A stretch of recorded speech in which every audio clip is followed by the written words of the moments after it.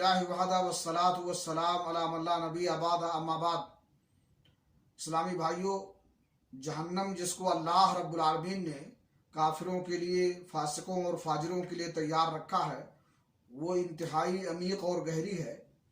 صحیح مسلم شریف کی حدیث ہے، ابو ہریرہ رضی اللہ تعالیٰ عنہ بیان فرماتے ہیں، ہم اللہ کے نبی جناب محمد رسول اللہ صلی اللہ علیہ وسلم کے ساتھ تھے، اتنے میں آپ نے کسی چیز کے گرنے کا دھماکہ سنا۔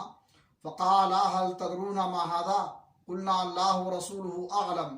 قال هذا حجر رمي في النار منذ 70 خريفا فهو يهوي في النار الآن حتى انتهى إلى قارها فسمعتم وجبتها۔